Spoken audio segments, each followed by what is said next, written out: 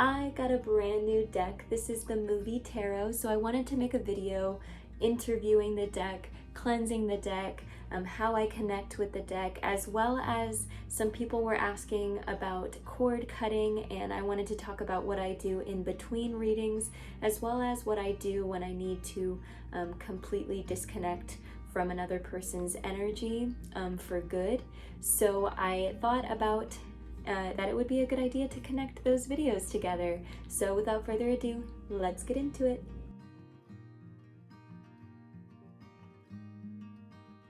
The first thing that I want to tell you is that it's very important to realize that you don't have to come to the deck like grounded, completely centered. Come as you are, okay? Now you can ground yourself, meditate before. Some people actually prefer doing that. However, what I do, and this might not work for you, I do something very quick before my readings to ground my energy very, very quickly, so that I'm coming as I am, but also with kind of protected energy. So this is what I do. I don't remember where I learned this, but the first thing that I do is I swipe my hands on the back of my neck and I ward in all energy that is in my highest good. So I say I ward in all energy that is in my highest good.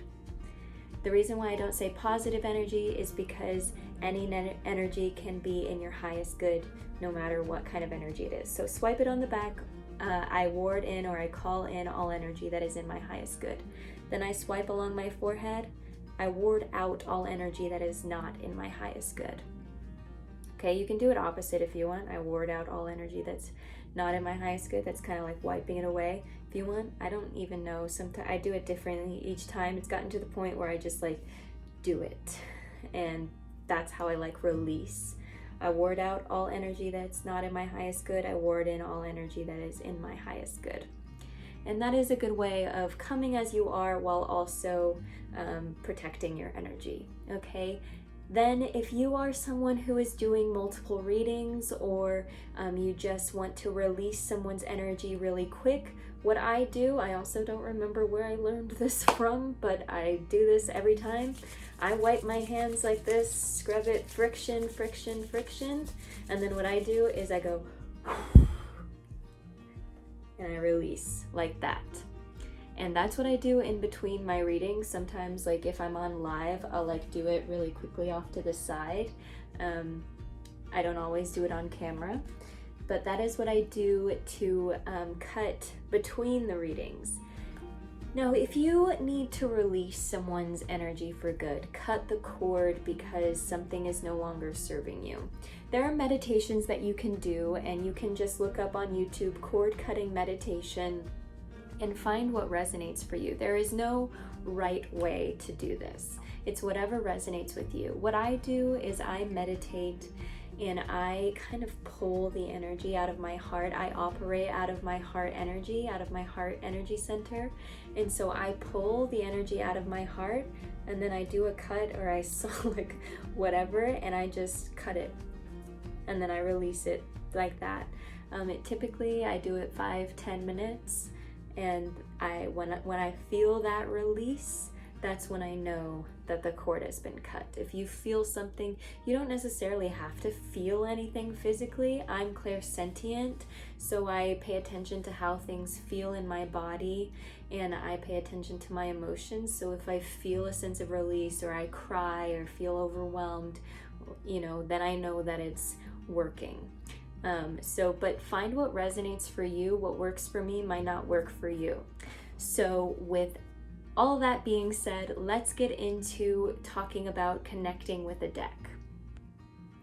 I have not done anything but taken the packaging off. I have not shuffled, cleansed, or interviewed the deck. So I'm connecting with the deck completely with you guys here on camera. So the first thing that I want to talk about is cleansing. And you can do this in so many different ways. Smoke cleansing using incense, lavender, anything that you feel like is cleansing for you. You can also use a crystal, selenite, quartz, anything that you feel like would be cleansing for your deck. You can set the intention for a specific crystal to be your deck cleansing crystal if you'd like. This is my deck cleansing crystal that I set on. It's just a selenite, and I set it on top. And so the first time that I cleanse a deck, I use selenite and my breath. And then I use my breath every time to reset the cleansed energy of the deck. So the first time I just set this, you can also do sound healing. I forgot to mention that one. But you can use like Tibetan sound bowls or a bell even. There are so many ways to cleanse, and feel free to look that up as well on YouTube or Google anything. But what I do is place the selenite, and then I use my breath, and don't think too hard about it. It's literally going to be like this. The first time, I tend to do it multiple times, and as well as setting this on for an extended period of time. So I'm going to set this on here for a little bit, as well as do my breathing with the deck off camera, and then I'll come back for the rest of the video. While the selenite is sitting on the deck, I wanted to talk about how long I do that, and also a little bit about some other stuff. So I set the selenite on there for about 15-20 minutes. But I wanted to tell you that it's important to follow your intuition when it comes to your practice.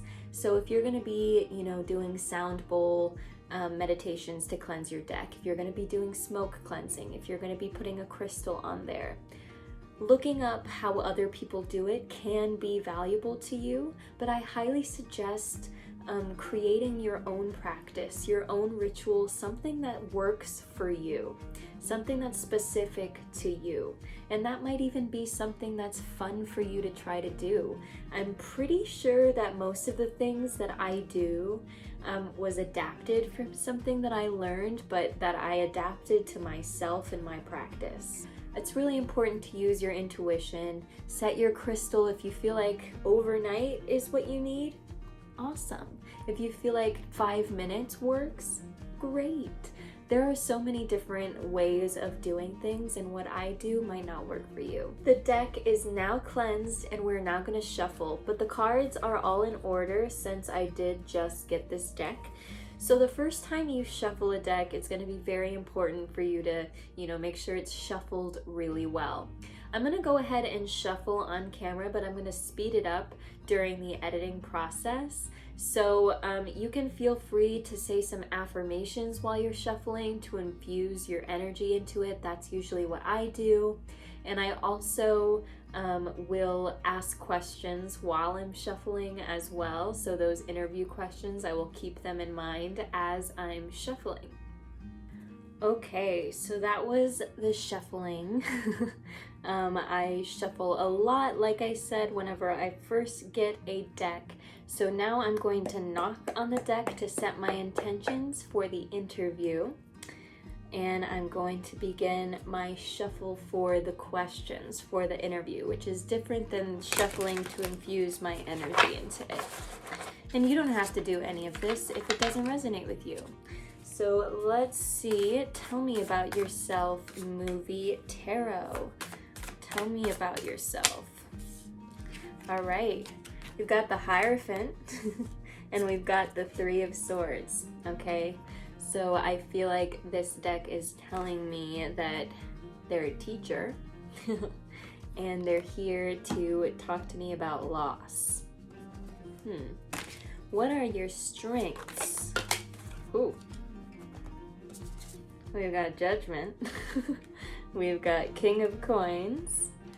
We've got the Tower reversed. Yeah. So I feel like this deck is going to tell me like it is.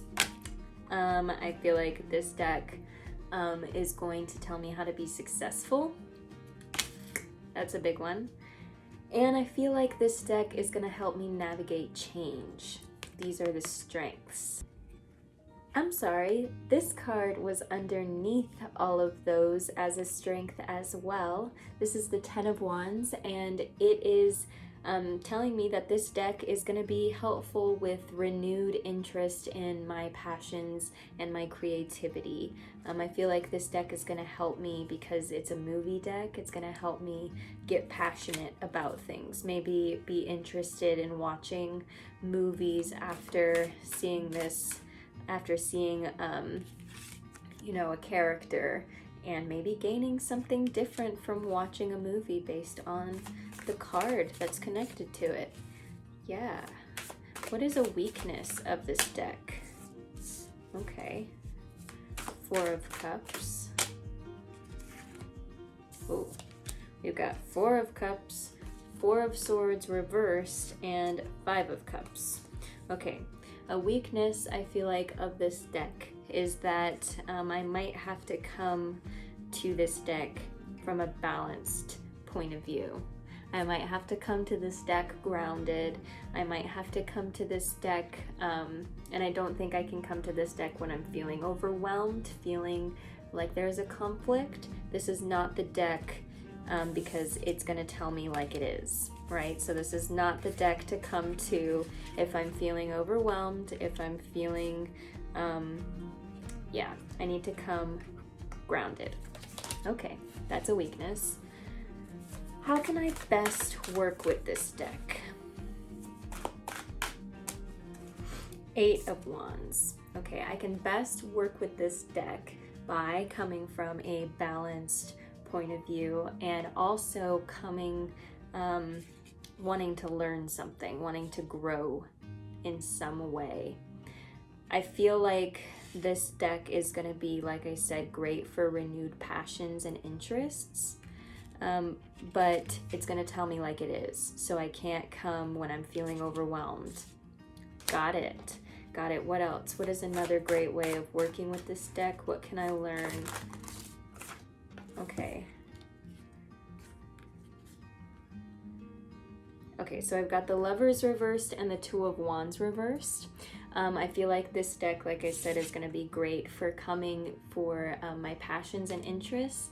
And also it could be good to come with questions about love and questions about passion, sex maybe.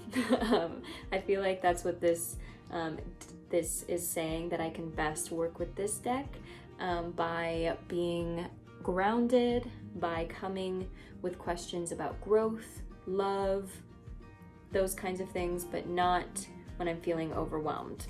So that is how I do a deck interview. That might be a little bit overwhelming for you. That is how I interpret the cards for myself. I'll like write down a whole bunch of stuff. After I do this, I'm probably gonna watch this through, write down the things that I learned, and then you can do this for yourself, similar to the way that I did it, but you can use the guidebook if you'd like. You can use definitions online, your own intuition, and yeah, I hope that this has been helpful for you. Let me know if you have any questions.